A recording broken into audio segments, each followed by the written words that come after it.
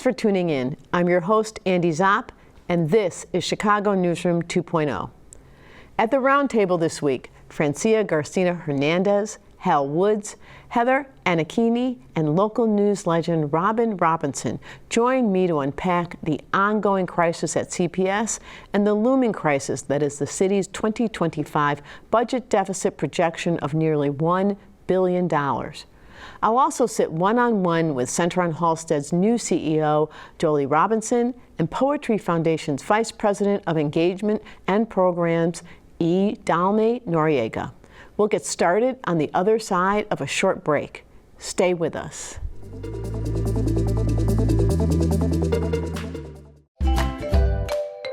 Hi, I'm Bianca Cotton. Join me Mondays at 7 p.m. for Behind the Confident Smile as I sit in conversation with incredible, dynamic, and complex Chicagoans who peel back the layers, living lessons, the joy, and the pain behind their confident smiles. You can watch on CanTV 19, cantv.org, and CanTV Plus app.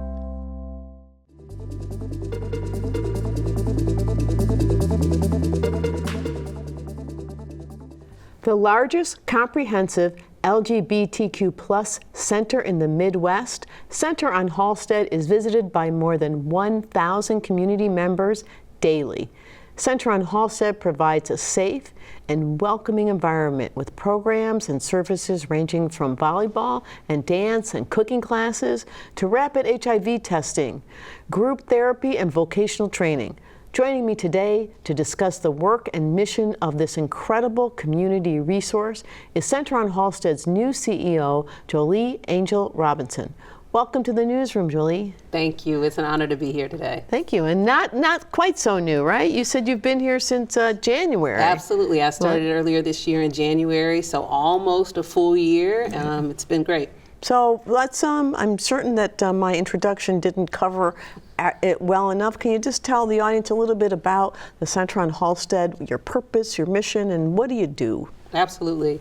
The Center on Halsted really is focused on providing safe, affirming, and inclusive programs and services for our LGBTQ plus community. So you mentioned behavioral health services. There's one-on-one counseling, there's group therapy classes people can participate in. We have a culinary arts job readiness program known as Silver Fork that people can participate in. It's 7 weeks, free for community members. We also have a lot of youth programming. So we have youth housing, we have drop-in hours where youth can come by the center, receive services and programs. We have a couple of new initiatives that we've just rolled out. A leadership institute will be coming to us in the next couple of months, an auxiliary board as well. So just some really super exciting things. And the stuff that everyone thinks of as well, HIV, STI testing and resources all happen within the center. So you are not from Chicago, right? And where are you from? And you're new here. Tell us a little bit about how you're thinking about Chicago. Yeah, I number one love Chicago. The food and the architecture probably are top on my list of what makes Chicago so special. So that means you've done the boat tour. I've done the architecture boat tour. Right. Phenomenal work. Just the history that was laid out during that time. I've kayaked on the Chicago River. Wow, that's impressive. That's impressive. But yeah, I actually moved up from Dallas, Texas at the end of last year specifically for this role.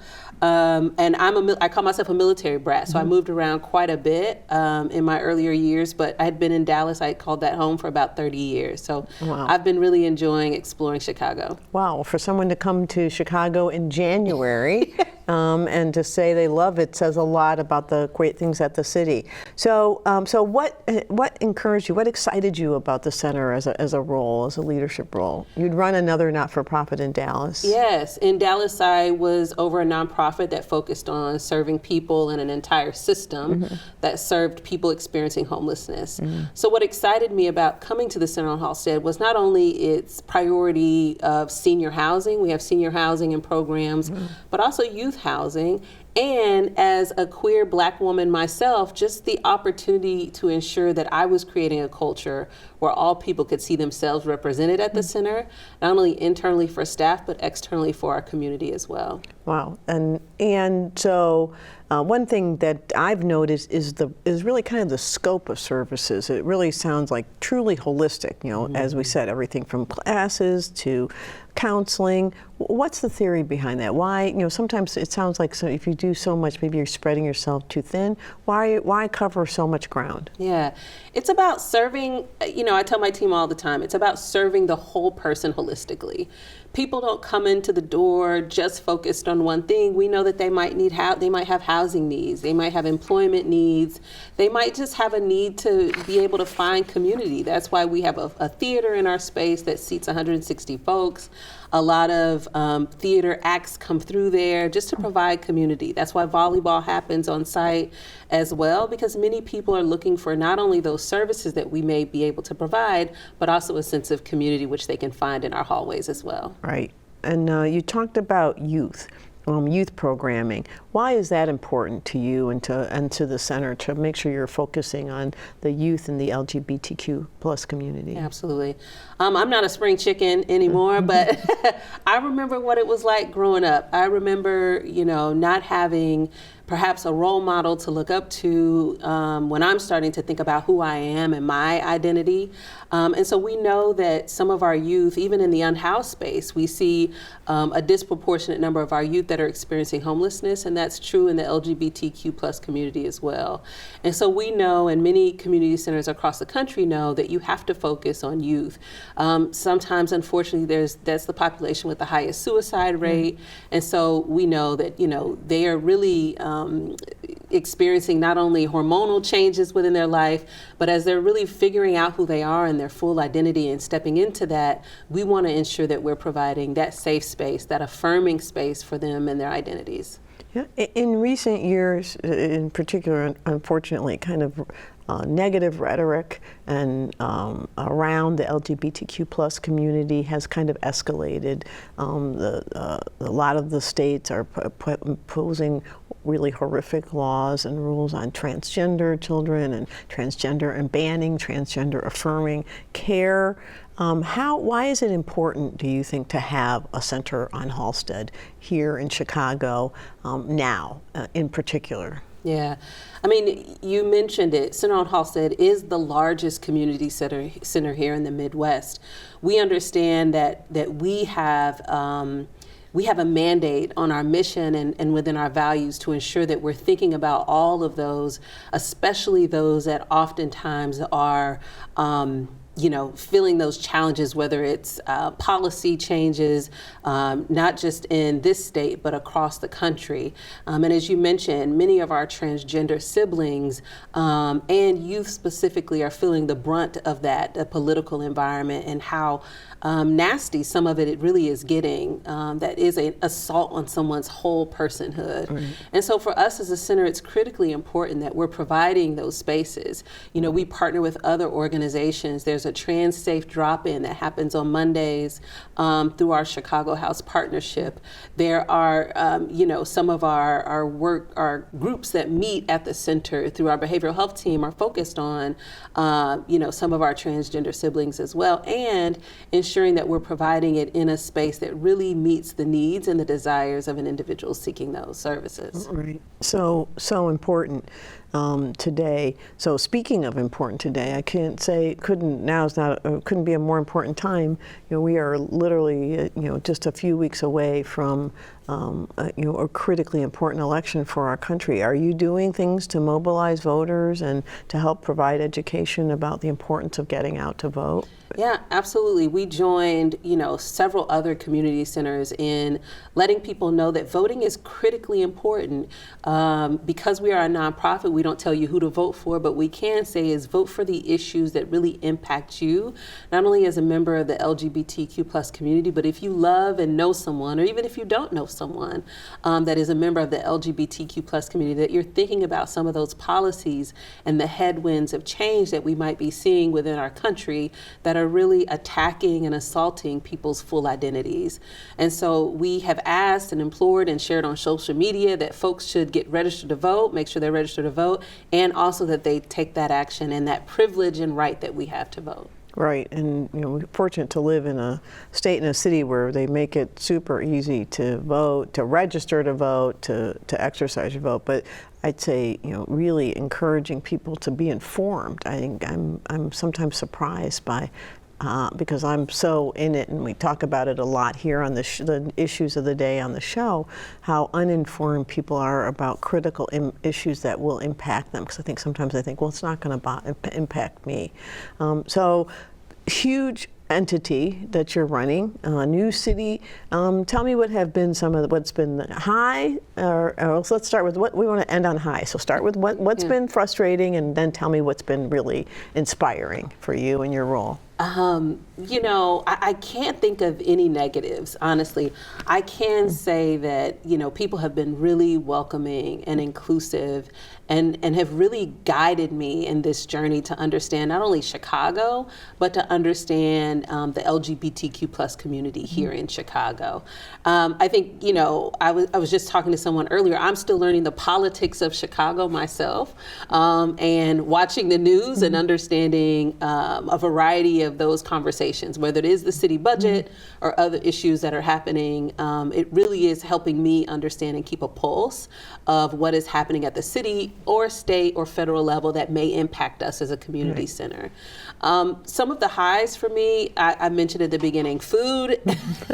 Architecture has been amazing. I'm just a fan of, this city really embraces its history when it comes to architecture, and it's just been a joy to experience. And I do, just have to say my team of about 65 folks have been just fantastic. They are really doing some tremendous work, and I'm honored to work alongside them. Wow, that's great. Well, I told you our time would end too soon, and it has. But what a great way to end, to thank the incredible people that work with you, and thank you. The center is clearly lucky to have you and your passion for the work that you're doing. So thanks, Joli, for being here and being with us on today's show. And we'll be back right after this break with this week's Roundtable. I'm Ricky Watson, and I'm inviting you to join me for the new CAN TV original program, Critical Conversations. Each month, I'll share space with special guests who, like you and me, are on their journey of self-discovery and deeper understanding. Join the conversation on CAN TV, cable channel 19, or stream live on cantv.org or on the CAN TV Plus app. Elevated conversation and storytelling. Experience the power of community television.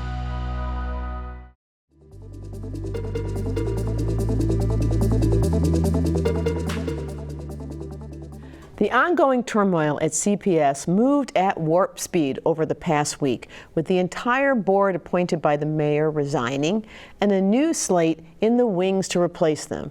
But not before, if they have their way, the city council deposes them all, newly resigned and newly nominated. While the mayor says he never asked for his resignation, the current CPS CEO, Pedro Martinez, insists otherwise and has remained steadfast in his determination to stay in his role. And let's not forget that we will elect 10 new members to the CPS board in this upcoming election, for which early voting has already started. Lots of moving parts, lots of he said, she said, but not nearly enough answers for parents, CPS staff, and other stakeholders. To discuss the changes and challenges at CPS, I'm joined by Francia Garcia Hernandez, host of Presente, airing right here on CAN TV, as well as Chicago News legend and host of In Other News, Joli Robinson. Francia and Robin, welcome to you both. Let's hop right in. Well, first, can we maybe just level set for people? How did we get here?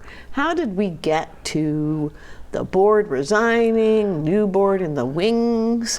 What had happened? What had happened was the same. It's been happening for longer than we've been alive. We've been on a fast train of saying that education is important, but then not putting any money behind those proclamations. Schools are I don't remember a time when the Chicago public schools were not in financial crisis. I honestly can't remember a single year where they've said everything worked out great, it all adds up, we've got what we need. Whether it's the district wanting to make cuts or the teachers wanting more raises, parents wanting, counselors and nurses and art, there's always conflict over something that we have said repeatedly is a top priority. It doesn't seem like it. Right. I think it's a great point. Lack of resources. Francia, what's your take? I think for this specific issue, there's a history that we can look back. And I remember sitting on this table months ago and talking about budget deficits. As you said, it's a history of Chicago to have these problems, but this specific problem dates from increases in direct school funding to CPS schools that have increased since 2019. Then there was federal relief money that increased the funding that CPS was getting, and everybody knew that was going to run out. It had an expiration date. In 2023, the CPS Board of Education said, there's a projected 700 deficit for next year, and then for the following year, so 2025, we will only have about 390 million in federal funding that we can use for these deficits. There will be a gap. And now all of these turmoil is happening over a 300 million deficit that Chicago Mayor Johnson is pushing the district to get a high interest loan to cover for that. And CPS CEO Pedro Martinez is refusing to take and looking for other options. So many years, there's a lot of details and key history here, but overall, if we had to paint like a year-by-year picture, this is a little bit of what has been happening. The recent. Yeah. So they had this dream of COVID relief money is what you're saying, and everybody kind of, everything. But there have been results of that increase in spending, have there not? Have we not seen some improvements in enrollment, some improvements in reading and math? So you would think that we wouldn't say, oh, well, but we don't have that money anymore, so we can't afford to do better for the students. And I don't want to be like a person who says money is endless, just give them as much as they say they need. But it is apparent that there's not enough to meet the needs of the students, because when they had that extra money, despite the being home, and which is not the best learning environment when you're not getting the socialization of school, they've made some gains. Yeah, I think some of those games preceded even the COVID money. Yes. The COVID money certainly helped to address some of the potential gaps. But like everything else, it happens with government, politics. It's like it's really good, and we don't plan well. I think ultimately, that the money we do underfund our schools and often underpay our teachers. Although I think, and that's a real challenge, the pressure that CTU is pushing against. That said, I'm going to come back to that kind of what CTU is asking. Let's talk a little bit about the budget gap and the position. So Pedro Martinez, the CEO, says this loan is risky. It's just kicking the can down the road. We can do it. It'll help now, but it's not going to help down the road. And it's expensive. The mayor says this is what we need to solve this problem, and we're going to go get additional funding to solve the debt, the interest, and pay that from Springfield down the road, which I think is the goal. He hasn't said that quite explicitly, but I think that's clearly the objective. Are they, is there a right or wrong here? Are both positions reasonable? Francia, do you have a view? I think it's interesting, and I'll note something. I know Pedro Martinez previously said there was an option to maybe use TIF funds and phase out those TIFs throughout the city and then use that money to cover some of the school's deficit. It's also interesting this is happening at the same time that the CTU is pushing to end TIFs, but one of Mayor Brandon Johnson's key allies, Alderman Byron Lopez, is proposing a TIF for the Pilsen area, which seems to be like the one-off. So I think that's interesting to note too. It seems like CTU and Pedro Martinez is more likely to push for a TIF rather than the interest loan, high interest loan. But Mayor Brandon Johnson has insisted that that might be the best option and has not said anything about phasing out TIFs for this purpose, even though previously in his campaign he said he was not supportive of TIF. Many mayoral candidates have targeted those tax increment financing districts until they get in office and they get to use it. So I think that people would not be so quick to say get rid of the TIFs if the TIFs were only going to things like the Pilsen project, to areas that needed the development, as opposed to when you hear about TIF money going to Lincoln Yards or TIF money going to areas that already have so much development you can't buy a square foot there. And so the TIF is very complicated. I don't understand it entirely. I know most taxpayers don't. But if they could make that trade and not take out a high interest loan, and I don't even know how often in the past they've taken out a high interest loan. And when asked about the details of said loan, the mayor has not been very forthcoming. So it's hard to compare, it's hard to judge it when you don't really know the details about it. And I don't know that he has the authority to make it happen as long as he has the school board on his side, maybe. Right. Yeah. Well, and the challenge with TIF zones, TIFs, so you basically freeze the taxes that go to the government at a particular level, but the value that goes up, and there's more tax dollars recovered. That's what goes into the TIF pool. And so what happens in areas where property values are increasing, typically better areas, you have more TIF dollars to spend, and that becomes the challenge. Because so it looks like you're spending it on the wealthy areas already. And that's because it requires the property to appreciate to really get the benefit of it. But for the city as a whole, if you eliminated it if you eliminate TIFs, you don't have the dollars, right? That's the thing. Well, you'd have some tax dollars, additional tax revenue that you could then use. So I love about you. That's that World Business Chicago experience that she's got. Okay, well, to understand that financing. You would have, if you just said we're going to eliminate TIFs and take all this money, we'll have this additional tax dollars. You could funnel some of that too. But it'd be a one-time thing. You'd still have increased tax revenue. But the problem is then, to your point, you would have sometimes it's used a lot for development and to support development and to recruit development, and again then you don't have that, and so it becomes challenging. I think the short answer is here that it's tough, right? That there's a big gap. It needs to be filled. But on the other side of that, though, is of course some of the requests that CTU is making in their budget. Some people think 9% raises for teachers, climate. They're looking for some more focus on climate. They're looking for librarians and nurses in every school. They want librarians and nurses. They do. I think that's very reasonable. The problem is it sounds great. It's expensive, right? And it's expensive, but we're also rabidly opposed to closing any schools and recognizing the fact that we have less students in the district. And so the problem is you have this expensive request. So if you have less schools, you might be able to put a librarian and a nurse in them.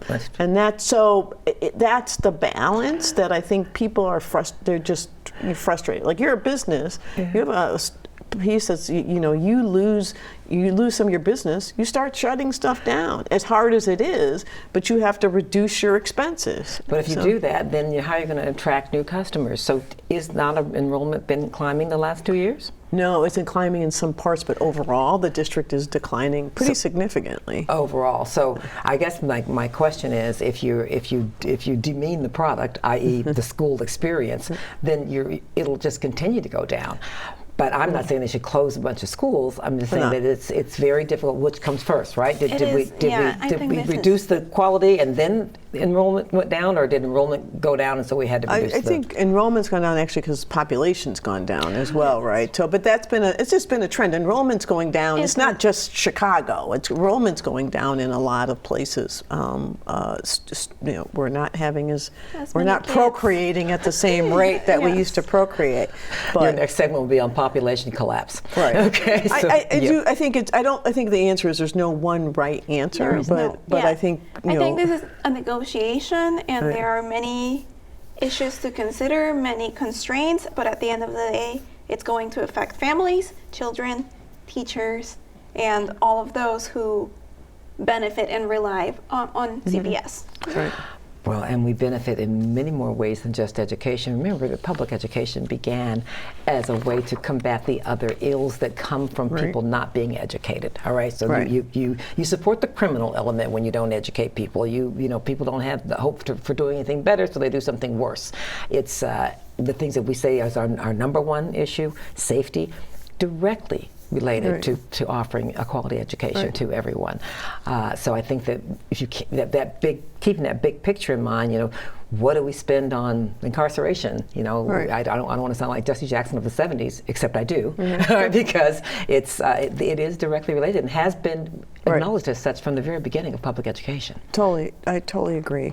You know, one other point, though, I think that I think it is fair to make on the mayor's, not on the mayor's behalf per se, but just to recognize, people are like, well, the mayor is forcing the CEO to resign. People forget he appointed him, right? He appointed the board, and the board appointed the CEO with his support, which is the way it's been since mayoral control. And right now, until we get a fully elected school board, the mayor has the right to appoint the new members. He's going to appoint 10 members after the election.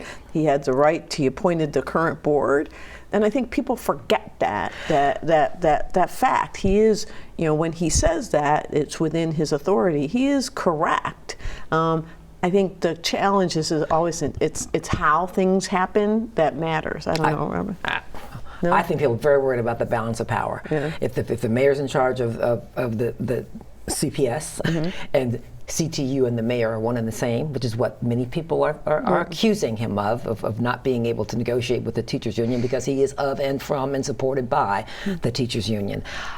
Then if everybody for the first round here that he gets to appoint is on the board, and those running in those districts to be elected for the first time, the teachers union has a slate of candidates running, and I have a friend who's running who says it's going to cost $300,000 to $600,000 to run this race, which means that the candidates with the most money to get the name recognition and what they need will have a better chance of winning, which means you could have all Chicago Teacher Union supported candidates win in the elected school board, which of course is what people who argued against it said would happen. I happen to think that Chicago voters are a little smarter than that, especially those that have children in public schools. They will pay attention and won't just be bought by whoever has the most money, billboards, commercials, whatever. I think the upside is there's a lot of qualified candidates running. Some CTU supported, some supported by others. I think the challenge is half the people voting right now don't know that they're about to elect a school board member, right? If you mention that to people, you go like, we're electing a school board? And they're like, what district am I in? Exactly, what district am I in? Who's running? So for our my listeners, people who are watching this show, you can get that information online. There are many places. WBEZ and the Sun-Times have an incredible site. There are other places. The information is available. We are going to elect new members to the school board in this election in a few weeks. Everybody should know that. Everybody should know it. Yes, I think if anyone needs to take anything from this conversation, let it be that: be informed, be ready, go out and vote on your school board. Because a lot of people will say, oh, those local elections don't matter, or who even is that person, what kind of power do they have? And then news like this happen and people realize, oh, that's what they do. I forgot, that's who they appoint. Oh, that's who I could vote for. We have a few weeks for people to get ready, get informed, go out there and find out who their candidate is. And to the point you both made, it will matter. It will matter. Local will matter as much, if not more, than some of those things at the top of the ticket they were also worried about. But care about your neighborhood schools. That's right. And I think the point of an elected, the argument for an elected school board people felt very strongly about was in getting people to engage and understand, and we need to do that. And I think we'll see. I think 21. My view's always been 21's about 10, maybe 11 too many. But it is what it is. Of course, we have a 50-person city council exactly, also. Right. So it is what it is. We'll see how it works. But the most important thing is that's the law. They're going to get elected, so you should making sure that you find the candidates that you want to support and support them, and that's what's going to happen. I think, lastly, what's the, I mentioned in my opening remarks that there's a big budget deficit, not counting CPS, that the city is facing. How do you think that is the mayor, how's that going to impact the city? Are we going to see increased taxes? Think that's coming?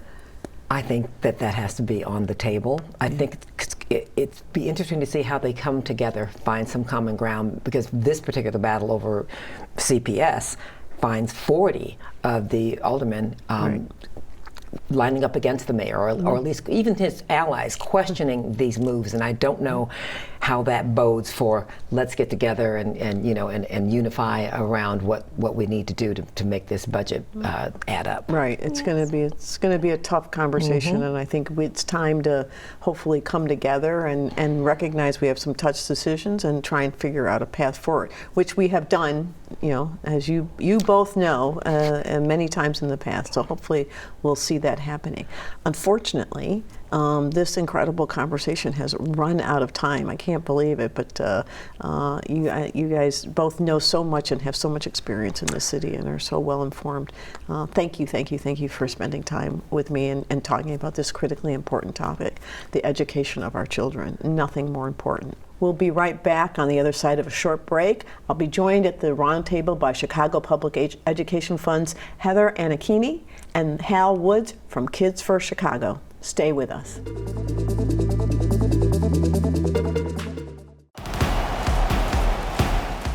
I'm Sean Cattouse. Welcome to The Compassionate Competitor. Each episode will explore the mental, physical, and emotional toll, as well as the rewards that come along with high-performance athletics.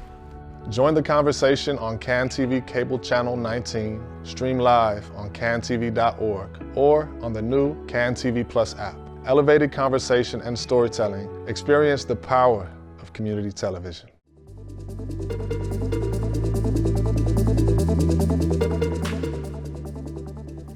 Welcome back, Chicago. Joining me now at the roundtable are Hal Woods, Chief of Policy Kids First, and Heather Anichini, President and CEO, the Chicago Public Education Fund. Heather and Hal, thank you for being here. We're going to continue our conversation on what the heck is going on at CPS. And I'm going to start with the same question I asked my previous roundtable guests. How did we get here? Having a board resign, another one appointed within minutes, and ahead of an election where we're going to elect 10 more new ones. What had happened? The fiscal crisis that CPS has been facing has been really kind of on the pathway for several years. You had the COVID relief funds, COVID-19 relief funds that are being expended. There's been rising personnel costs, unfunded pension liabilities, and that is really what has caused this crisis. Coming into this year, CPS had a $700 million deficit, actually north of that, and that does not count the cost of the new CTU collective bargaining agreement or the pension cost, which is the controversial one between the mayor and the CPS CEO right now. CPS hoped for money from Springfield in the spring. That didn't happen, and so CPS was able to balance its budget using its final COVID relief funds, doing some personnel cuts, some modest personnel cuts, as well as some restructuring of debt. But that has left CPS with looking at about $300 million potentially of deficit this year, and right now the fight is over how to close that deficit.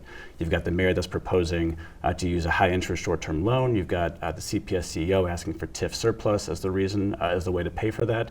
But that is the complexity. That is what caused the CPS board to resign, and so CPS is at a financial crossroads right now. Yeah, I think most people don't understand. The politics have been so writ large. I don't think people really understand that underneath the politics are a major financial issue. So, big gap. Mayor says long-term high-interest loan. Superintendent Martinez says let's use surplus funds. I don't know, Heather, thoughts on, is there a right or a wrong here? Are we sort of like picking evil? Yeah, I mean, I think from a school perspective, from a principal perspective, the answer is we've got to figure it out. Right. And we're not figuring it out if we're spending time pointing fingers or debating bad choices. For a principal in a school right now, out of every $10 CPS has, however you think about that, they get about $6 of those dollars. And $5.70 goes to the teachers and the staff that support kids in that building. Principals want to know, am I still going to get $6 next year to do the work that I need to do? And they really need all of the people involved in the situation to start answering that question. Right. And so why the rancor? Do we know what happened? You have any kind of backdoor understanding of the big split between the mayor and the superintendent? I think, for the first year of the mayor's term, he retained Pedro Martinez, and everything was going well for all intents and purposes. I think what we saw was once the negotiations picked up with CTU, that was where you started to hear a bit more of kind of pushback from the union about some of the proposals, or some of their proposals, and they felt the CEO Martinez wasn't moving fast enough to adopt some of those proposals. But I think the situation really came to a head around the budget. I think the mayor really put a lot of pressure on the CPS CEO as well as the board to take on this loan as a way of preventing any cuts for the school system. We saw that when CPS did pass its budget, proposed its budget, and then passed it, the mayor said he rejected the budget. I think it was the first time since mayoral control we ever saw a mayor reject CPS's budget outright. So I think, to that point, ultimately this is about money. This is about the money in the future, not only for this school year, but for the future of CPS as well. Yeah, but right now, the mayor does have control of the school board, and he has the right to say, I feel strongly about how we manage this particular issue. So why the controversy, you think, around him, the board ultimately resigning, and also kind of this whole public fight with the superintendent? I mean, is because technically the mayor, right as we sit here right now, it won't be the same, after the second election of board. But right now, it is still he is accountable, and he still has the right to say, this is what I believe to be right. Why is he being so heavily criticized? Well, I'm not sure the controversy is so much about his right to make the appointments. That's pretty clear. Right.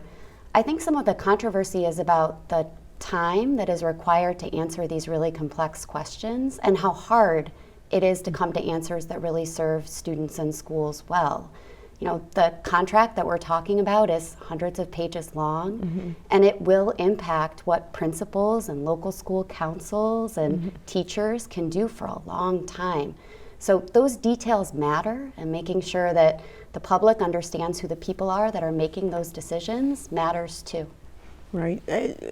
I think also there's something, I mean, both of you work with parents and it feels a little bit like it's kind of, while it is still his choice, it's a little bit of my way or the highway, not really getting transparency and input. I mean, is that what you're seeing and feeling from? Yeah, I think what we've seen, the Kids for Chicago, so our reason for existence is to make sure that parents have a microphone, that their perspective, their ideas are listened to. And I think what we often see with elected officials, but even CPS staff, even district leader, or I should say union leadership, people often talk on behalf of families, and they don't actually give them the microphone. And so, we are just wanting to make sure that parents, whether they want to individually or collectively come together to advocate, they have the power to do so. I think what we see is, parents are not a monolith. We have parents who supported the CEO, who believe, based on their personal experience with him, he's the right person to lead the district. We have other parents who agree with the mayor, that the mayor should be able to decide who the CEO is, but they also want to hear justification. They want to hear a case and why is right now the time, with everything that's happening, the complexity of transition to elected school board, the CTU negotiations, why is right now the time to remove the CEO? Even things with the CTU's collective bargaining agreement. We've got parents who are concerned about the costs and what does that mean in terms of how CPS can pay for it. We've got other parents who are concerned about some of the actual proposals that are in there. And so our job is to give parents the microphone and make sure that they are at the decision-making table for any education decision that affects their children. Yeah. Heather, same with your constituency as well? Yeah, I mean, I think for principals and for all educators in schools, it's those same kinds of questions. They want to understand more, and they want to make sure that the folks who are making the decisions understand the impact on them. And that doesn't look the same from one school to another school. So understanding those nuances and making sure that decisions that are being made don't stand in the way of what has been going well for so long in Chicago is really important. Right. I think that's a really important point that I do think we have made a lot of progress with Chicago Public Schools, and I think parents I talk to are panicked about us. Drama and chaos tends to makes you feel like it's going to undercut the long-term performance. And so I think moving towards trying to figure out how we get through that, I think would be helpful.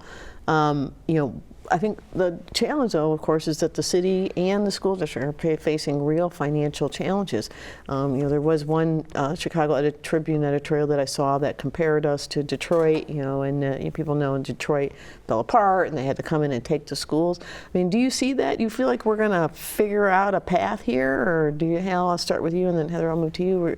Is there a pathway here to kind of tone the rhetoric down, the noise down, and really come together to work through what are some very tough issues? Yeah, I think that Chicago does have a similarity with Detroit in the sense that it is currently not sustainable. We are spending more, we have more expenses than we have revenue coming in. I will say, optimistic though that everyone gives a little bit. If the state can give a little bit, the state acknowledges that it is underfunding CPS by over $1.2 billion. I saw Governor Pritzker during the Democratic National Convention talk about the need to shift away from property taxes as the main source of funding for education.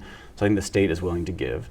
I think CPS needs to tighten its belt straps. I certainly believe that you can't ask the taxpayers, Springfield legislators, for more money unless you kind of show that you've made the cuts necessary, that don't impact students, but have made every cut possible to ensure that every new dollar comes in is going to go to benefit students.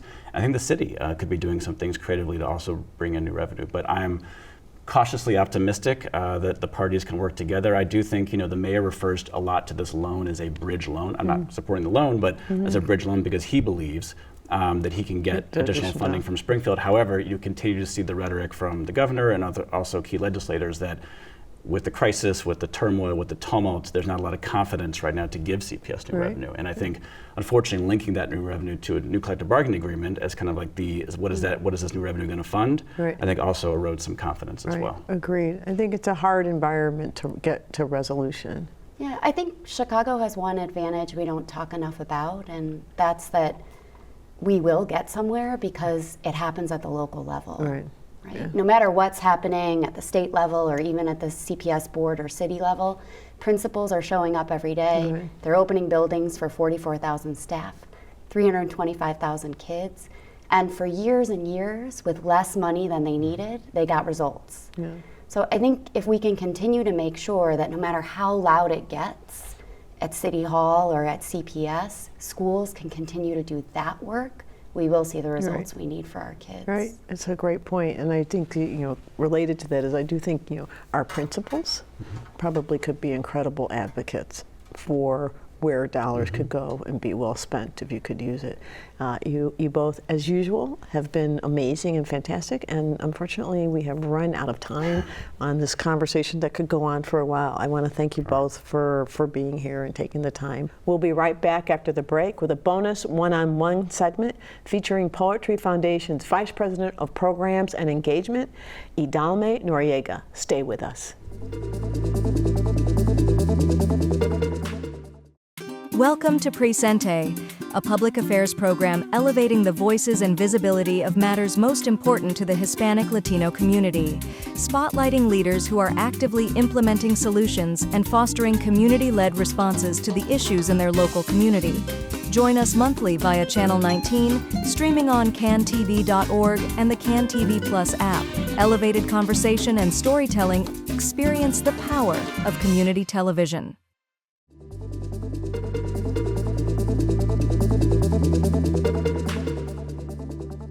Established in 2003 upon receipt of a major gift from philanthropist Ruth Lilly, the Poetry Foundation evolved from the Modern Poetry Association, a literary organization founded in 1941 to support the publication of Poetry magazine. The gift from Ruth Lilly allowed the Poetry Foundation to expand and enhance the presence of poetry in the United States and established an endowment that will fund poetry in perpetuity. Joining me today to share more about the programs, workshops, and exhibitions delivered year-round by the Poetry Foundation is the organization's Vice President of Programs and Engagement, Ydalmi Noriega. Ydalmi, welcome to Thank the you. newsroom. So we're excited to talk a little bit about the Poetry Foundation. So I talked in my opening about the purpose, but tell us a little bit more about what you guys do at the Poetry Foundation. Well, first of all, thank you for having me, and thank you for the invitation, because I think a lot of people don't realize the Poetry Foundation is in Chicago. I don't think they do. Yes, and that it comes from Poetry Magazine, just like you said, which was founded here in the city in 1912. So although the foundation is only about 20 years old, it comes from a legacy of over 100 years of important kind of literary creation that happened in this city, founded by a Chicago woman, Harriet Monroe, who was a poet and a critic at the Chicago Tribune. But then the magazine has had this really important legacy, especially in modernism. And so many of the poets that we know today and are important came from early publications in the magazine.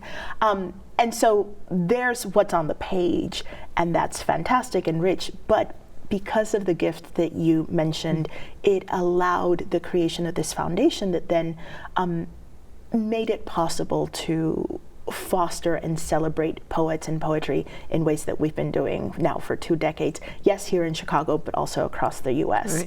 Right. And for people who don't know, we exist in Chicago, but that also means there's a physical location where people can come. We're at the intersection of Dearborn and Superior in River North.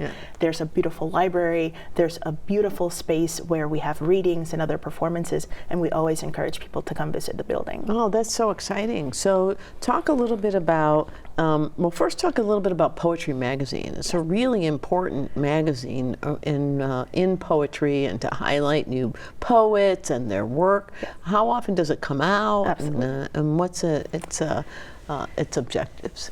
So its objective has been discovery. And again, going back to the early days, T.S. Eliot's first publications, right, when he was in his early 20s, were in Poetry Magazine, and he's just one of many names that we would recognize.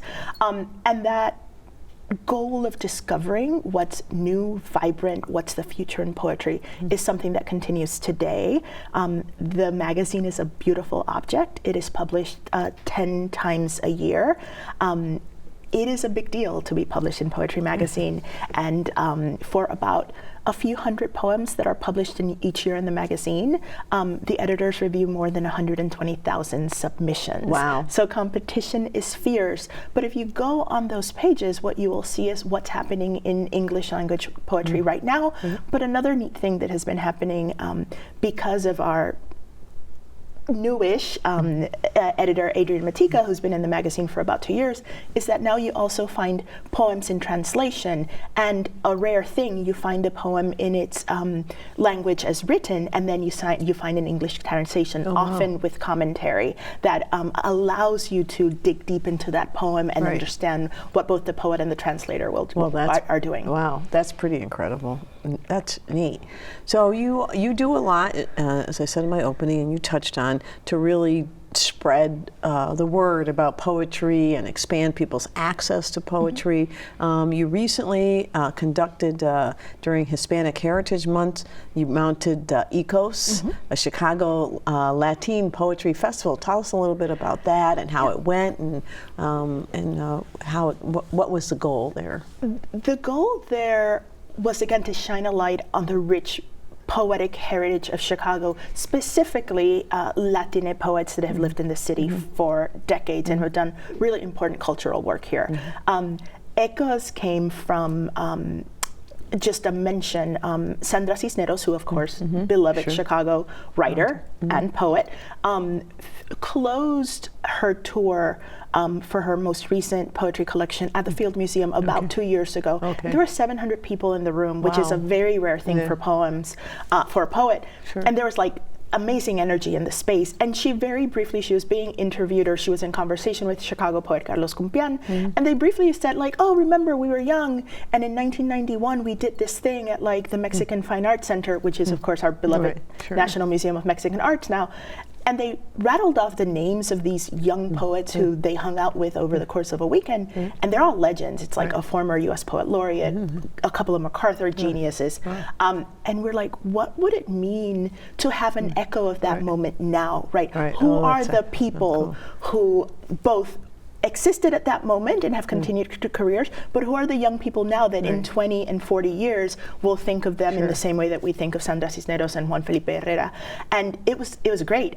We opened in our building in River North, but we had 3 days of events in Humboldt Park, in Pilsen, in Albany Park. We closed it at the National Museum of Mexican Art, and we wanted to have multiple echoes. And yes, poetry is part of it, but there was visual art, there was photography, there was music. And so we understand that poetry is nurtured by many art forms, and poets are usually not only a poet, they're a poet and so we wanted to reflect that vibrancy in Latina poets of the city for the festival. Wow, it sounds really exciting. So you have a lot of great programs that you all put on. How about if you can give my viewers just a little teaser of some things you might have that are upcoming for those that are interested in following poetry and learning more and getting exposed to new thoughts and ideas? Absolutely. We're in the middle of our fall programming season. Usually we have programs. All of our programs are free and open to the public,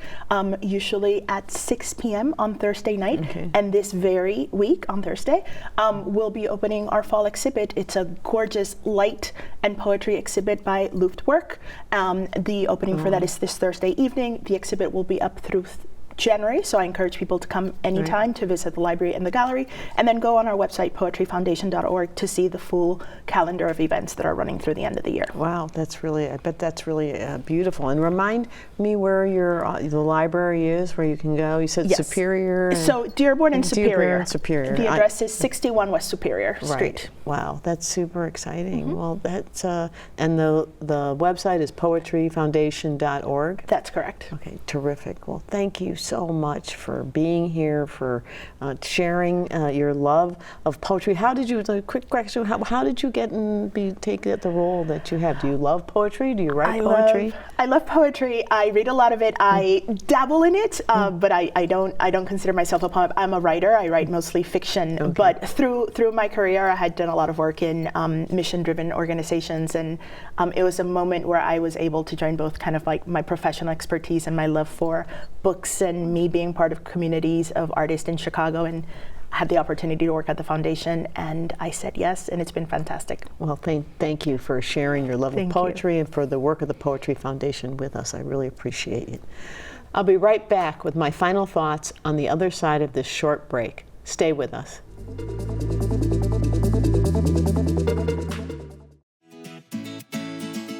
Little Village, La Villita, a vibrant and diverse neighborhood on the southwest side of Chicago. The community is best known for its rich culture, tight-knit spirit, and delicious cuisine. I'm Hugo Balta. On the next episode of Sazón de Illinois, we'll sample the stories, culture, and cuisine of one of the most beloved restaurants that give this neighborhood its flavor.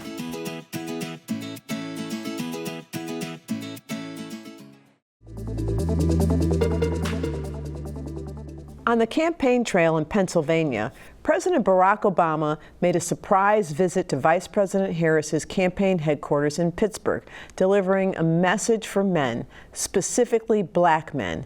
This week's final thoughts come from the 44th President of the United States himself. Take a listen. I'm going to go ahead and just speak some truths, if you don't mind, please. Yes.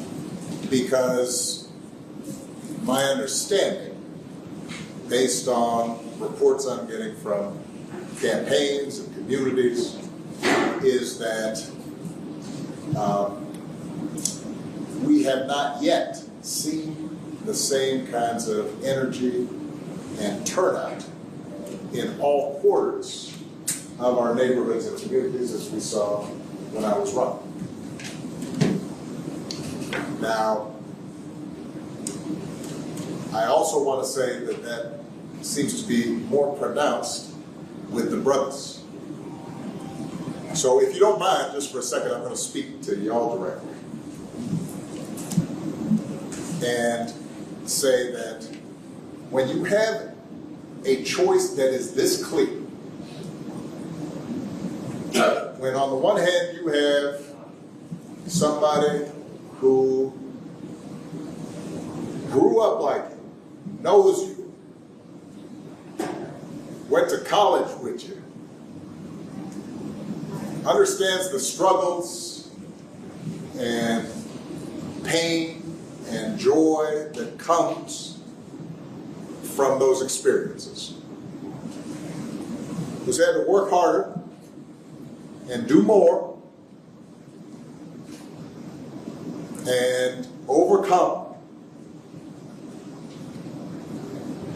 and achieves the second highest office in the land and is putting forward concrete proposals to directly address the things that are vital in our neighborhoods and our communities, from housing to making sure that our mothers and our fathers and our grandparents can afford medicine, and making sure that we are dealing with prices that are too high and rents that are too high, and are committed to making sure that we maintain the Affordable Care Act, so everybody's got health care, and cares about things like education and entrepreneurship in our neighborhoods. And that's on one side. And on the other side, you have someone who has consistently shown disregard, not just for the communities, but for you as a person. And you're thinking about sitting out? I'm not. But, you know, Cousin Pookie might be. And you're coming up with all kinds of reasons and excuses.